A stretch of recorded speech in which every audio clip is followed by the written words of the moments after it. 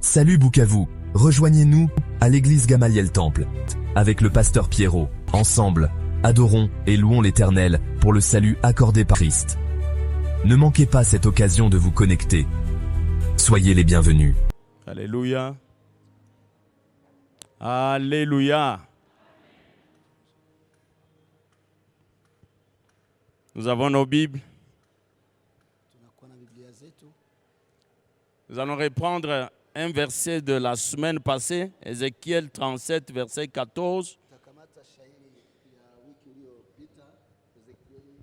Nous allons ajouter 2 Corinthiens 4, 10 à 12. Alléluia.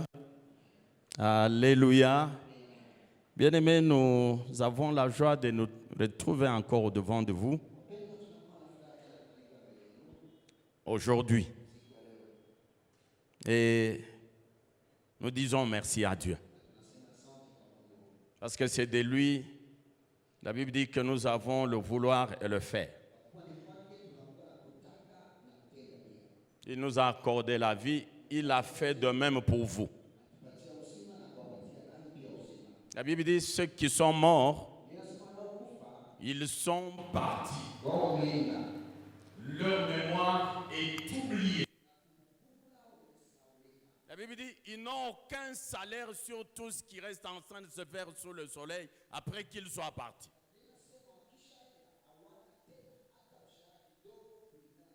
Alléluia. Nous avons de quoi louer notre Dieu. Bien-aimés, c'est un autre jour, une autre semaine aussi. Je voudrais que toi qui veux recevoir quelque chose de Dieu, toi qui es venu pour recevoir quelque chose de la part de Dieu, que tu ne compares pas ce mercredi au mercredi passé. Là, tu serais mauvais calcul. La grâce de Dieu est encore là ce jour.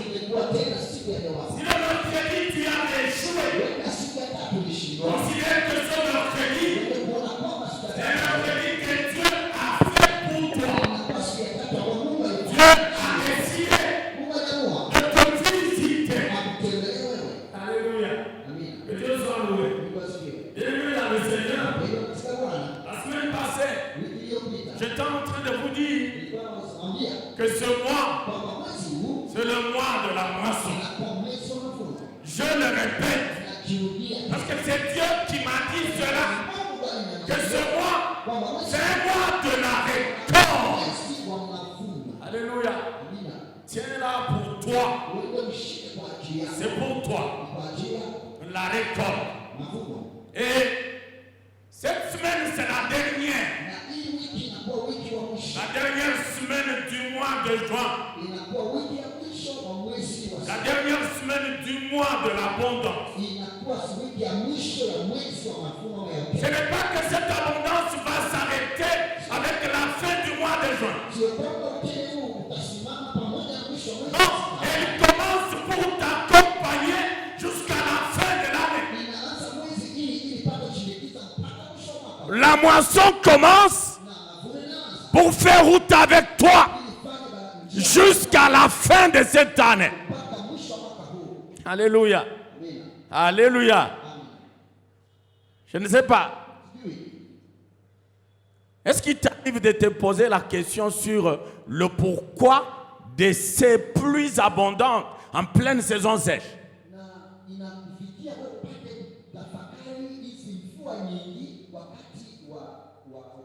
Ou tu t'es dit, c'est seulement la perturbation climatique. Non, laisse-moi te dire du haut de cette chair que ce n'est nullement question de la perturbation climatique. Ça veut dire quoi? Ça veut dire que même en pleine saison sèche,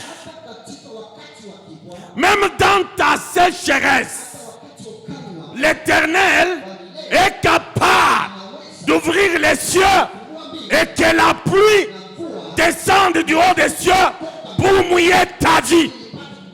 C'est ce que Dieu est en train de faire. Alléluia. Ces pluies que tu vois, c'est pour te montrer que l'Éternel a décidé de faire quelque chose dans ta vie. Ce n'est pas la perturbation climatique. Alléluia. C'est loin d'être la perturbation climatique. Et parce que c'est le mois de la moisson, les agronomes ou les agriculteurs, ils connaissent l'importance de la pluie. Lorsqu'il pleut, ça veut dire ces eaux qui descendent du haut des cieux vont aider les plantes, ce qu'on a semé, à croître plus vite, à avoir de la vie. Alléluia. Ceux-là sont en train de bien me suivre, bien-aimés dans le Seigneur. Ça veut dire, Dieu envoie ses pluies pour que tes semences croissent le plus rapidement possible, afin que tu arrives à la moisson. Que tu arrives à la moisson.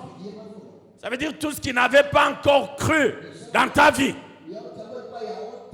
Avec ces pluies abondantes, l'Éternel va pousser cela à croître le plus rapidement possible, afin que, à la fin ou avant la fin de ces mois, que tu moissonnes. Parce que tu dois moissonner. Alléluia. Que Dieu soit loué. Bien-aimés, depuis la semaine passée, nous sommes en train de parler du Saint-Esprit dans ses œuvres ou dans ses actions. Aujourd'hui, nous allons aborder un sous-thème intitulé « L'Esprit qui vivifie ». L'Esprit qui vivifie.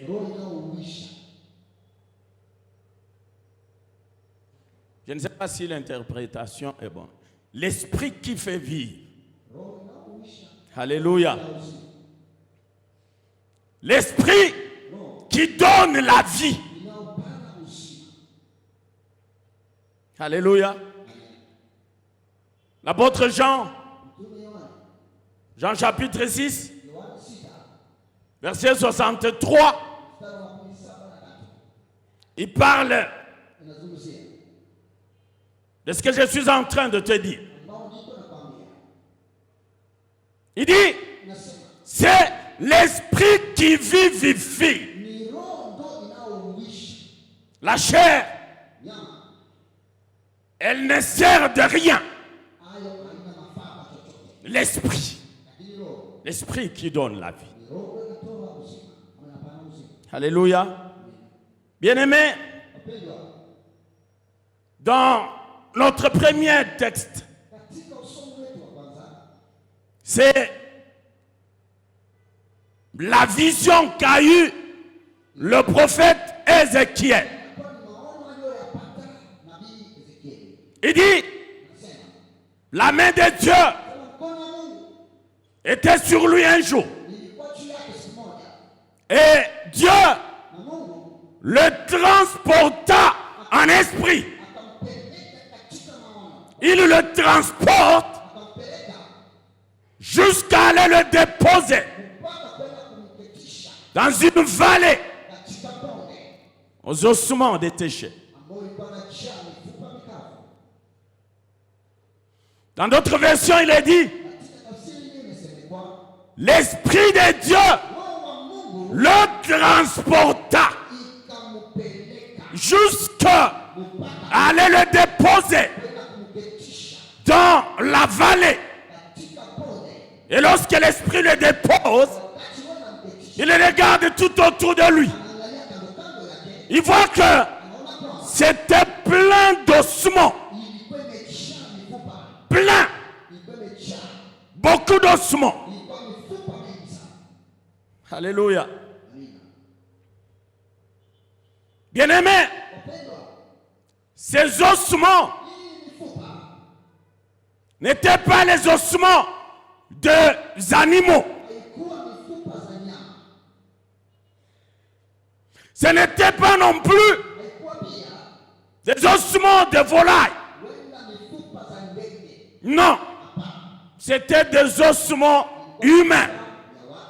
Des ossements humains. Ça veut dire quoi?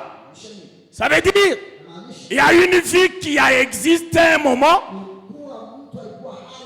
quelque part, et après un autre moment, cette vie s'est éteinte. La vie s'est éteinte. Ça veut dire quoi? L'Éternel a seulement soutiré son souffle dans la personne. Et du coup, la personne change de statut ou change de nom.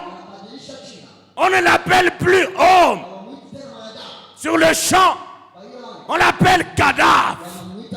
Pourquoi? Parce que le souffle de Dieu a été retiré de cette personne. Il devient mort. Et lorsque la personne devient morte, les scientifiques nous disent que après 4 jours commence le processus de sa décomposition. La décomposition. La décomposition. Ça veut dire les nerfs quittent. Ils disparaissent. Ça veut dire la chair. Elle disparaît aussi. Ça veut dire même la peau qui couvrait cela. Elle disparaît aussi. Et on reste avec les os. Les os. Rien que les os. Alléluia. Dieu amène Ézéchiel. Ézéchiel commence à regarder. La Bible dit, Dieu le fit passer près de ses os, autour de ses os. Ce n'était pas un fait du hasard. Dieu voudrait qu'Ézéchiel contemple la qualité et même la quantité de ces eaux qui étaient sur la vallée. Il passe en revue, en quelque sorte. Il fait ce que les gens qui font les recherches disent. Ils appellent cela l'état de la question.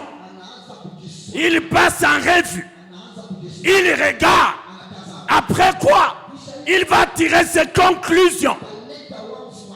Ézéchiel, Dieu l'amène à regarder. Qu'est-ce que Dieu voulait?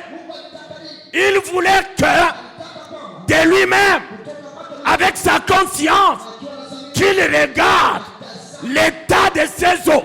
Et par la suite, lorsque la question lui sera posée, celle de savoir si ces os peuvent-ils revivre, qu'il soit même de répondre sur base de ce qu'il a vu. Sur base de la qualité des eaux. Alléluia. Que Dieu soit loué. Il regarde. Il arrive à une conclusion. Il dit, c'était des eaux nombreux. Nombreux. Sur la surface de la vallée. Ça, c'est le premier volet de sa conclusion. Comme quelqu'un pourrait nous dire ce soir, mes défis sont nombreux. Mes problèmes sont nombreux. Mes guerres sont nombreuses. très nombreux. Quelqu'un pourrait nous dire cela ce soir. Je manque l'argent pour payer le loyer. Je manque à manger. Je manque les frais pour scolariser mes enfants. Je manque ceci. En plus de ça, j'ai des problèmes dans mon foyer. J'ai des soucis dans mon travail, dans les affaires. Rien ne marche, rien ne va. Beaucoup de problèmes. Alléluia. C'est comme le psalmiste qui dit, il dit, Psaume 25, je crois 17 si je ne me trompe pas. Il dit, mes angoisses ne font que augmenter. Elles ne font qu'augmenter. Chaque jour qui passe, une angoisse s'ajoute sur les angoisses existantes. Elles ne font qu'augmenter. Ma souffrance, elle ne fait que grandir. Elle ne fait qu'augmenter. Au jour le jour, chaque jour qui passe, au lieu que je m'approche vers la solution, vers la paix, vers la quiétude, vers la tranquillité, vers la joie, non, c'est une souffrance qui s'ajoute sur le nombre de souffrances qui existent déjà dans ma vie. Comme si cela ne suffisait pas. Comme si Dieu ne me voyait pas. Comme si Dieu était en train de se réjouir de mes souffrances. Des années que cela a pris. Beaucoup de souffrances. Tu te dis, je ne me mettrai même pas à raconter cela. Si seulement je vais commencer à les raconter, certainement que je vais oublier d'autres. Tellement c'est nombreux. Beaucoup de souffrances. Le deuxième volet de la conclusion du prophète Ézéchiel. Il dit, c'est des ossements complètement secs. Secs. Secs. Du point de vue de la qualité. Les ossements étaient complètement secs. Ça veut dire quoi? Il n'y a aucune lueur d'espoir. Tellement c'est complètement sec. Non, il n'y a aucun espoir. Il n'y a pas d'espérance. Lorsque je regarde la qualité complètement sèche de ces eaux sur la surface de la vallée. Alléluia. C'est comme quelqu'un en train de se dire, mon problème, il n'y a plus d'espoir. Lorsque tu regardes, tu y vas avec la philosophie humaine, avec les calculs humains. Tu te dis A plus B égale AB. C'est ça ma situation. Ça veut dire, c'est connu que c'est ça la réponse. C'est ça la situation. C'est ça que je vis. Et je le vis pendant des années. Alléluia. Tu te dis, il n'y a plus d'espoir pour moi en Dieu. Tu te dis même, il n'y a plus d'intérêt pour moi à servir le Seigneur. Qu'est-ce que j'irai encore chercher à l'église? J'y vais avec mes problèmes. Je rentre avec mes problèmes. J'y vais avec mes larmes. Je rentre avec mes larmes. J'y vais avec mes soucis. Je rentre avec mes soucis. Et rien ne change. Rien ne change.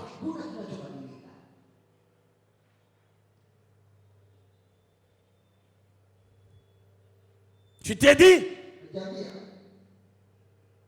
la Bible dit que Pour tout celui qui vit, il y a de l'espérance. Il y a de l'espérance. Et tu penses que cette espérance, c'est pour d'autres. Parce que toi, ton problème, il est devenu sec. Il est sec. Il est sec. C'est pour les autres. Cette parole, c'est pour les autres. Pour moi, la désespérance est totale. Laisse-moi te dire que l'espérance, ce n'est pas seulement pour ceux qui vivent. Ah, c'est moi qui t'ai dit. L'espérance, c'est même pour les morts. Pourquoi je dis ça? Alléluia.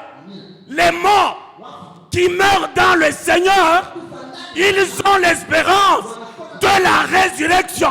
Ils ont l'espérance d'entendre le son de la trompette ces jours-là, lorsque la trompette va sonner.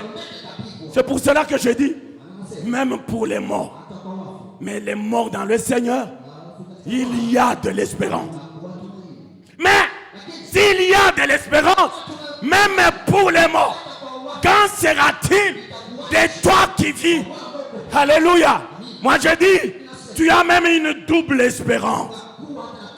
Ça veut dire une espérance dans le moment présent, le siècle présent, et une autre espérance dans le siècle à venir, où la vie éternelle t'attend, où la vie éternelle t'attend, où l'héritage éternel est en train de t'attendre. Je suis en train de vouloir t'encourager.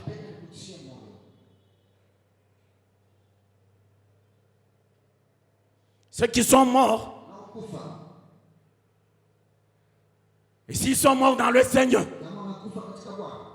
ils ont seulement droit à une seule espérance. Mais pour toi qui vis, sache bien aimé dans le Seigneur, que l'espérance dans le siècle présent, l'espérance par rapport au bien de ce monde, la vie matérielle, tu l'as. Tu as cette espérance. Et dans les siècles à venir, la vie éternelle. Quelqu'un m'entend? Ne dis pas, je n'ai plus d'espérance.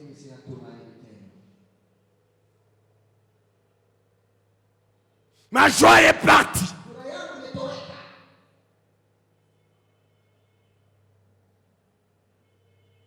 Lorsque la nuit tombe, je me retire dans la chambre. Le sommeil ne vient pas. Je me mets à compter les carreaux de mon plafonnier. Je les compte. J'arrive à la fin. Je reprends le comptage. J'arrive à la fin. Je reprends le comptage. Jusqu'au matin. Jusqu'au matin. Comme quelqu'un qui m'a dit, pasteur, je ne parviens plus à dormir.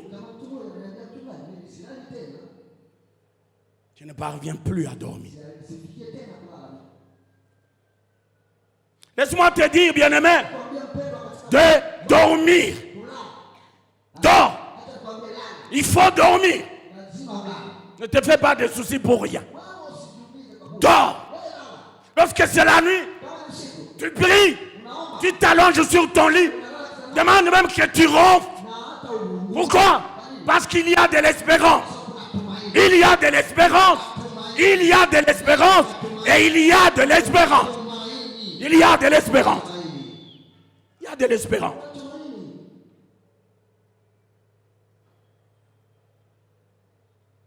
L'esprit qui vivifie.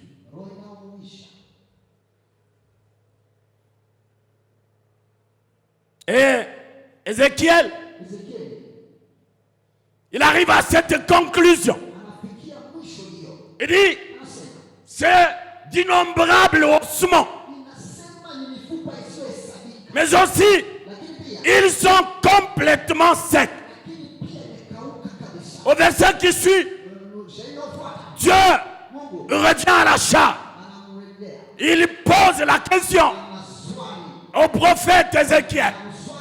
Il lui demande, fils de l'homme, ces ossements, tels que tu les as vus à la surface de la vallée, selon ce que tu as vu, est-ce que ces ossements peuvent-ils revivre? Peuvent-ils revivre? Alléluia. Une grande question. Une question complexe. C'est pour cela même qu'Ézéchiel il a répondu avec réserve. Avec réserve. Il dit ce que j'ai vu.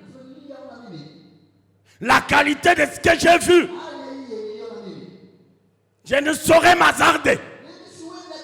Donner une réponse à cette question. Il dit Seigneur, tu le sais. Tu le sais.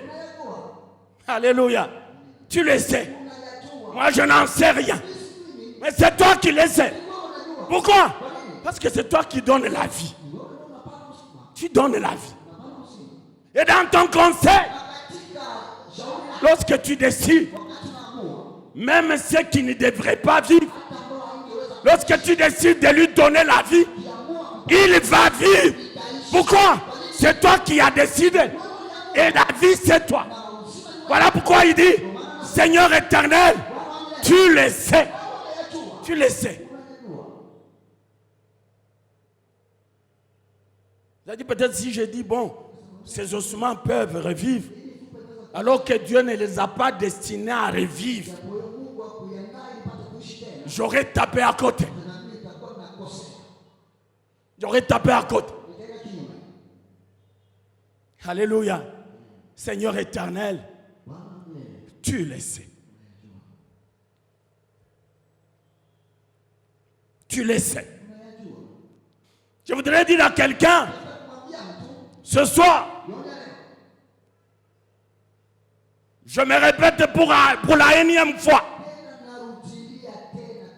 que ce qui est tout autour de toi, c'est, nous l'avons toujours dit, serviteurs et servants de Dieu, choristes, il ne cesse de nous le dire, que ça s'appelle la réalité.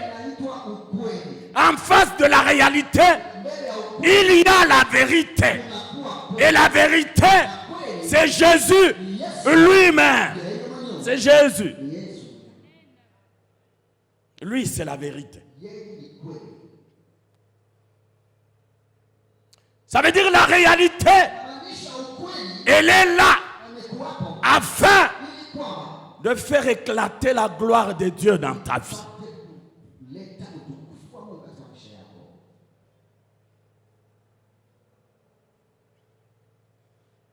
De Corinthiens, là où nous avons lu, l'apôtre Paul dit ceci. Il dit, portons toujours,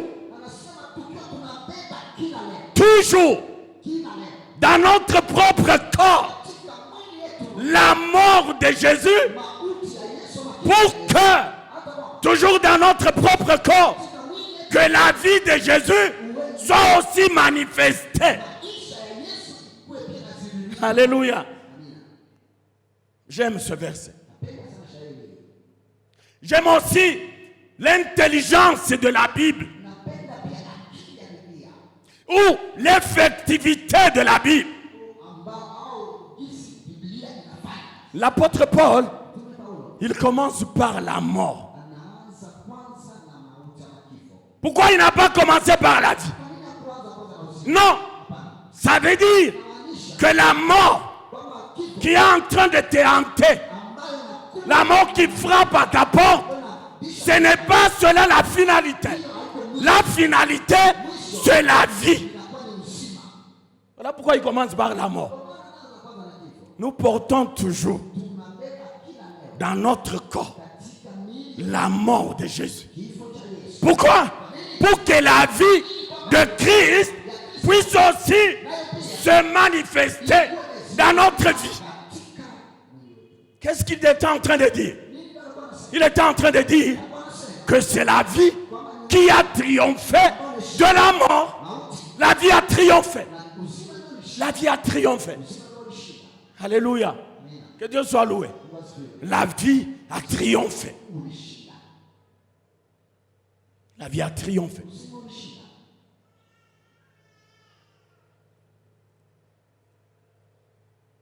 Il dit, de la même manière que la mort agit à nous, de cette même manière, la vie aussi agit en nous. Alléluia. Voilà pourquoi tu n'as pas à avoir peur. La mort, ce n'est pas la fatalité. La mort, ce n'est pas la finalité. La finalité, c'est la vie. C'est la vie. La finalité, c'est la vie.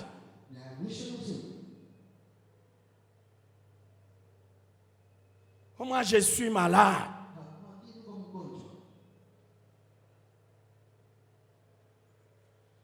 Je suis allé même en Inde.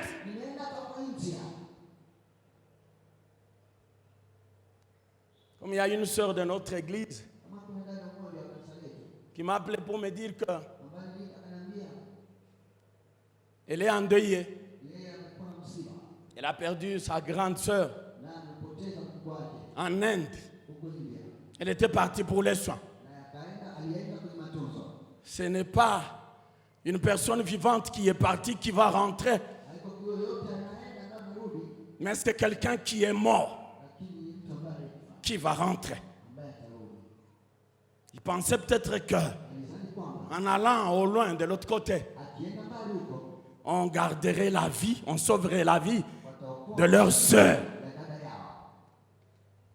Alléluia. Je suis malade. Et ma maladie, elle a fait tomber plusieurs. J'étais même à l'hôpital.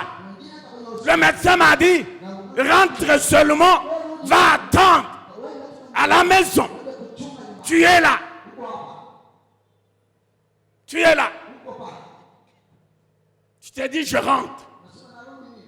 Comme je l'ai dit tantôt, il n'y a plus d'espoir de vivre. Mais laisse-moi te dire, la maladie agit en toi. La guérison aussi agit en toi. La guérison agit en toi. Que Dieu soit loué.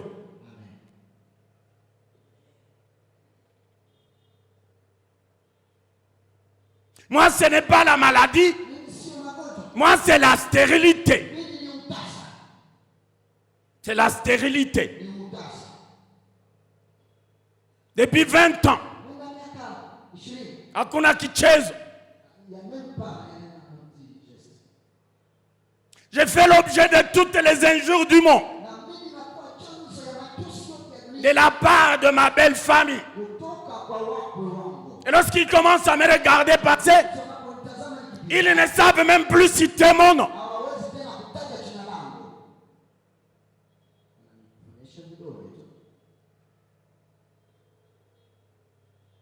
Anaikalia tu kukula. Na kwenda kuyalisha wese.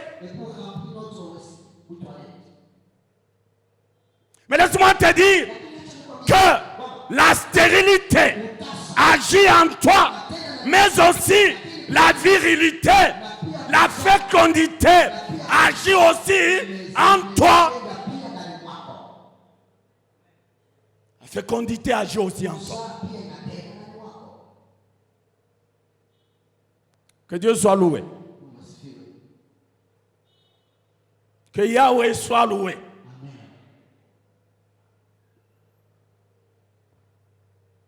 Ces choses agissent en toi. De la même manière que la mort agit, la vie aussi agit. La maladie agit. La guérison agit. La stérilité te secoue. La virilité aussi te secoue. Alléluia. Paul dit, nous portons toujours dans notre corps la mort de Jésus, afin que la vie de Jésus soit aussi manifestée dans notre propre corps.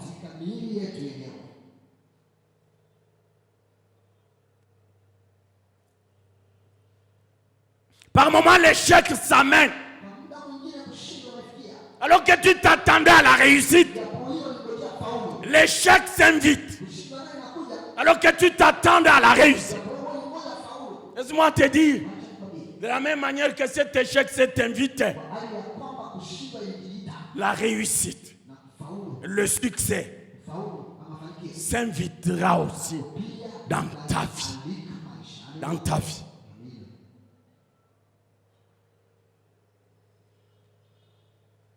Les autres prospèrent. C'est avec qui peut-être nous avons commencé les affaires ensemble. Ils comptent déjà des centaines de milliers de dollars. Moi, j'avance d'un pas. Je recule de 10.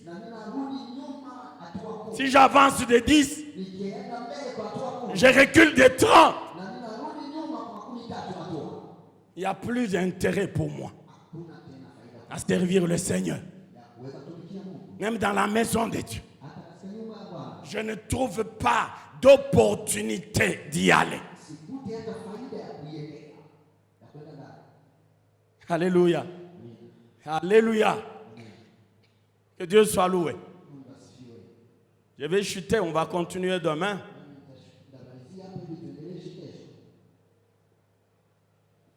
Il y a aussi un verset qui m'encourage dans ce sens et qui, j'espère, va aussi t'encourager ce soir. Il est question de l'apôtre Paul. 2 Corinthiens 12.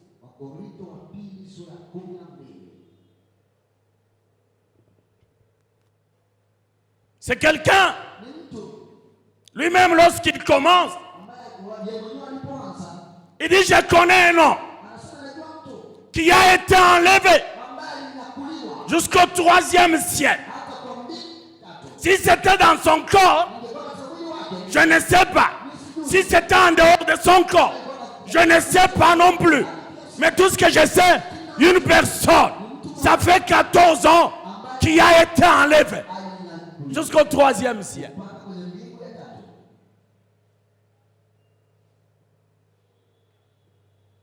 L'apôtre Paul est en train de parler de lui-même. Il dit, je suis allé entendre des choses ineffables, des choses que l'oreille humaine n'a jamais entendues. J'ai vu des choses que l'œil humain n'a jamais vues. Il ne lui a jamais été permis de voir à l'œil humain, d'entendre à l'oreille humaine. J'ai vu ces choses. J'ai entendu ces choses. Il dit, je pouvais même m'enorgueillir. Mais je ne le fais pas. Pour que les gens ne puissent pas avoir une trop haute opinion de moi. Alléluia. Je ne veux pas. Parce que les gens, lorsqu'ils vont commencer à me regarder passer, ah, Paul, il a été ravi. 3e ciel. Il est allé au paradis. Il est allé entendre des choses. Non, la gloire pourrait revenir à moi, Paul. Mais je ne veux pas. Pour que les gens ne puissent pas avoir une trop haute opinion de ma personne. Pourtant, je suis le moindre. Quelque part, il s'appelle je suis l'avorton. Ça veut dire quelqu'un qui est né avant la période requise. Quelqu'un qui vit par la grâce de Dieu. Qui n'aurait pas dû vivre, mais qui vit par la grâce de Dieu. Il n'a pas réalisé les mois, les 9 mois dans le ventre. Il est né prématurément. Mais la grâce de Dieu le fait vivre. Paul dit quoi? Paul dit, Paulo anasema à un certain moment, kwa muda fulani il s'est retrouvé akajikuta avec une écharde akiwa na mwiba dans son corps. katika mwili wake. Et l'ange du diable Anasema malaika wa shetani était en train de le souffleter alikuwa anaipiga kwa hiyo mwiba afin de l'empêcher ili kumzuia de pouvoir s'enorgueillir. S'orgueillir de ce qu'il a vu et entendu. kuona kiburi ya yale aliyoona na kuyasikia. Lorsqu'il veut seulement Lakini anatafuta kupanda juu, anampiga kwenye mwiba hiyo. Lorsqu'il veut seulement Anatafuta kwenye kiburi, anampiga kwenye mwiba, anashuka. Anampiga, anashuka. il dit j'ai prié 3 fois Nimeomba mara 3 pour que l'Éternel ili wa milele puisse enlever cette écharde de mon corps, de ma peau, parce que ça m'embête, kwa kweli msumbua, parce que ça m'ennuie. kwa kweli msumbua kabisa. Quelle a été la réponse de Dieu? Sikia kitu ya Mungu. Il dit, Dieu lui dit, Mungu anamwambia, ma grâce te suffit. "Neema yangu ya kutosha." Ah, Seigneur, Ah, Bwana. ta grâce me suffit. Neema yangu inatosha. Mais je souffre, non? Ninateseka, si ndio vile? Comme tu dis, mais oui, la grâce. Ndio, kwa kuwa anasema neema. Mais est-ce que cette douleur, Hii uchungu, est-ce que la grâce la voit? je, neema inayaona. Est-ce que cette douleur, Hii uchungu hii, elle est visible par la grâce? inaonekana kwa neema. La grâce est là, mais je souffre. La grâce est là, mais je pleure. La grâce est là, mais je fais ceci ou cela. Rien ne va, rien ne marche. Vous me parlez de la grâce. Dieu lui dit, seule ma grâce te suffit. Alléluia.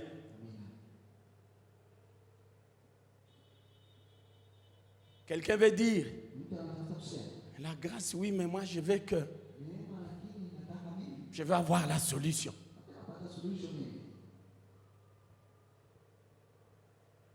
Laisse-moi te dire, cette grâce, elle est multidimensionnelle. Peut-être que toi tu t'attends par rapport à ta maladie. Moi je veux seulement la guérison. Dieu dit, ma grâce. Ça veut dire, cette grâce, elle va te donner non seulement la guérison, elle va aussi te donner l'argent, elle va te donner le travail, elle va te donner la prospérité, elle va te donner, elle va te donner, elle va te donner.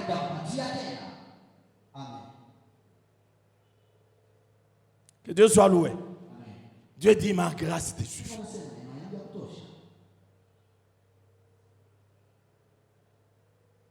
Pourquoi ma grâce te suffit? Parce que c'est dans tes faiblesses que moi, je manifeste ma puissance. Dans tes faiblesses. Dans ce qui te fait pleurer.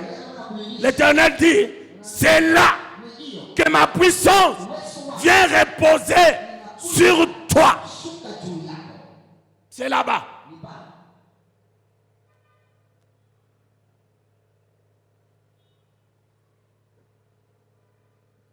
C'est sur ta maladie que la puissance de Dieu va venir reposer.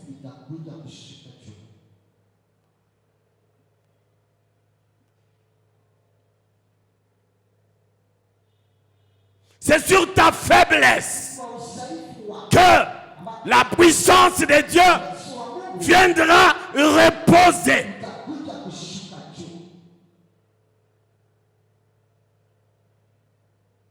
C'est sur tes questions que les réponses de Dieu viendront se poser.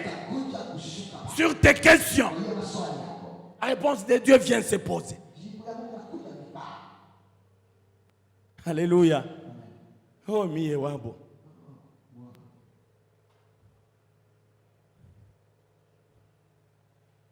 Sura yangu inaanza kunjama. Sina ndoa.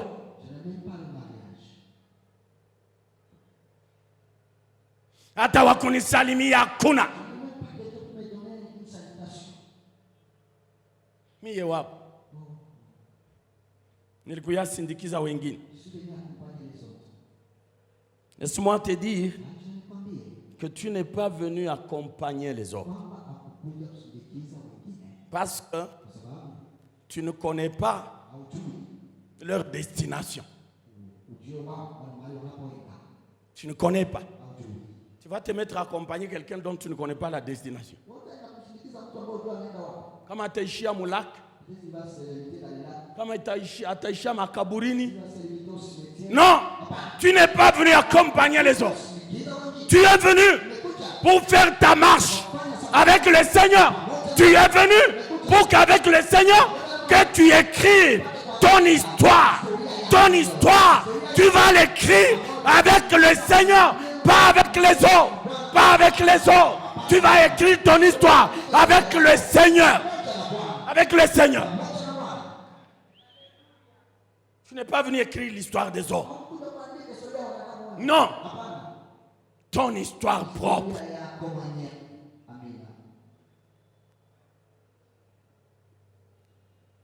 Ah, il faut que tu arrives à dire, j'étais malade, l'Éternel m'a guéri. Il faut que tu arrives à dire, j'étais célibataire, l'Éternel m'a visité, il m'a donné le mariage. Il faut que tu arrives à dire, j'étais stérile, l'Éternel m'a donné la progéniture. C'est ça ton histoire. C'est ça ton histoire. C'est ça ton histoire.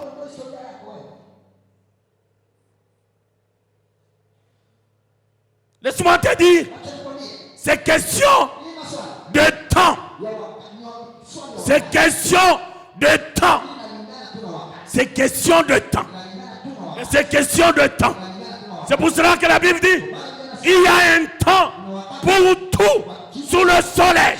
Il y a un temps pour tout. Il y a un temps pour tout. Il n'y a pas tout le temps pour une chose. Mais il y a un temps pour chaque chose. Que Dieu soit loué. Il y a un temps. Paul pouvait dire, c'est pour cela que je peux me réjouir de mes faiblesses. Je peux me réjouir de mes détresses, des calamités, des persécutions. Je peux me réjouir même des maladies, même de cette charge. Je peux m'en réjouir. Je peux m'en réjouir parce que je sais que c'est dans mes faiblesses que la gloire de Dieu se manifeste. Dans mes faiblesses. Si j'étais fort, si j'ai misé sur ma force, la force de Dieu n'aurait pas de raison d'être. Elle viendrait faire quoi? Parce que je suis fort. Je me déclare être fort. Les gens me connaissent être fort. Non, là la force de Dieu, elle s'amenuise, elle disparaît. Mais lorsque je dis, Seigneur, je suis faible, il envoie sa force pour me fortifier.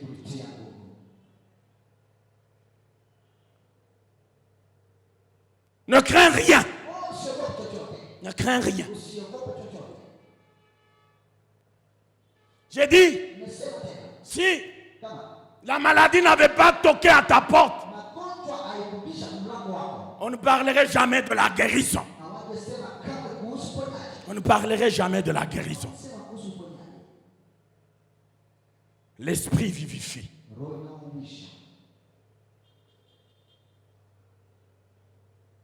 L'esprit donne la vie.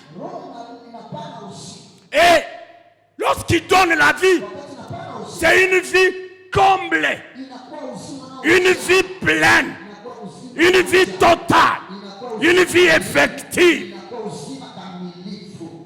C'est pour cela que Jean, dans Jean 10, 10, il dit, il est venu afin que les brebis aient la vie et qu'elles vivent pleinement, qu'elles aient la vie en abondance. C'est pour cela que Jésus est venu. Ce n'est pas pour voir tes pleurs chaque jour, de lundi à dimanche, janvier en décembre. Janvier en décembre. Non, il est venu pour que tu sois comblé, que tu vives pleinement, que ta joie devienne parfaite. La joie de connaître Dieu, la joie d'appartenir à Dieu, la joie de servir Dieu, que cette joie devienne parfaite. Lorsqu'on va commencer à te regarder, wanze kukona tu wa kucheka cheka. Cheka cheka. Una cheka cheka. Pourquoi? Dieu a fait que sa joie devienne totale en toi. Que Dieu soit loué. Nous arrêtons par là. Mungu awabariki. Nous continuons demain.